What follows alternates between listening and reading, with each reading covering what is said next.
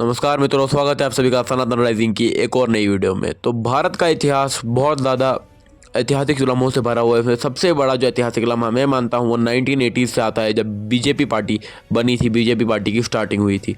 जब BJP party की starting हुई थी तब किसी ने नहीं सोचा था कि बीजेपी वही पार्टी होगी जो भारत के डेवलपमेंट में अपना सबसे बड़ा हाथ देगी और भारत को दुनिया की टॉप 5 इकोनॉमीज़ में ले जाएगी, दुनिया के टॉप 5 डिफेंसिव कंट्रीज़ में ले जाएगी, टॉप 5 स्टॉक एक्सचेंजर्स में ले जाएगी। कभी किसी ने नहीं सोचा था कि भारत इस स्थल तक पहुंचेगा जहां पे बीजेपी ने भारत को पहुंचाया है। पर बीजेपी की कहानी कहां से शुरू हुई, बीजेपी जो पार्टी थी, बीजेपी पार्टी इतना ग्रो कैसे हुई, आइए जानते हैं आज की वीडियो में।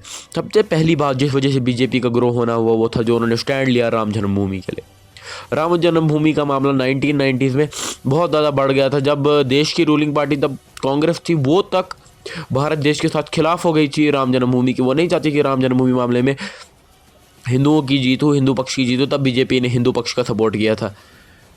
और हम सभी लोग जानते हैं कि जो गोल्डन क्वाड्रिलियन प्रोजेक्ट जो बीजेपी ने उस समय सपना लिया था चलाने का, कि हम 4 मेजर कंट्रीज़ को, देश की 4 मेजर सिटीज़ को आपस में मिलाएंगे, वो बीजेपी ने पूरा किया।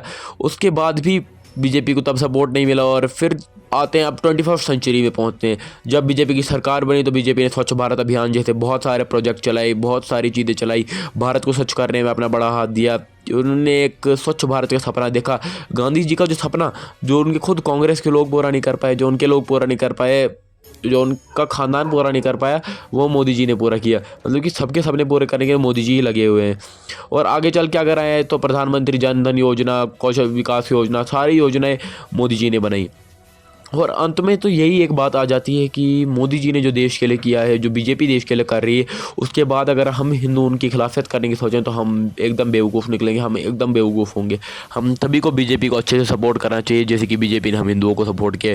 जब तब 1980s में जब बीजेपी ने श्री राम जन्मभूमि का मामला उठाया, तब बीजेपी को नहीं पता था कि उनकी 4 सीटों से 400 सीटें हो जाएंगी। और तब जब कांग्रेस खिलाफत कर रही थी श्री राम की, इस देश के विरुद्ध होकर जब खिलाफत कर रही थी श्री राम की, तब उन्होंने कभी नहीं सोचा था कांग्रेस ने कि ये हाल हो जाएगा उनका, कि वो 400 सीटों से 4 सीटों पर आ जाएंगे। इसलिए एक चीज़ जो मैं आपको हमेशा कहता हूँ, दुनिया में कुछ भी करना, राम का विरोध कभी मत करना। और जो पार्टी राम के साथ है, जो पार्टी राम के समर्थन में, उसका भी विरोध कभी मत कीजिएगा। एज ए हिंदू आप सभी का ये कर्म बनता है, कि धर्म बनता है कि अब आप बीजेपी को सपोर्ट करें, बीजेपी को ही जितवाएं। उम्मीद है आपको आज की वीडियो अच्छी लगी हो। जय श्री राम। आप सभी का दिन मंगलमय हो।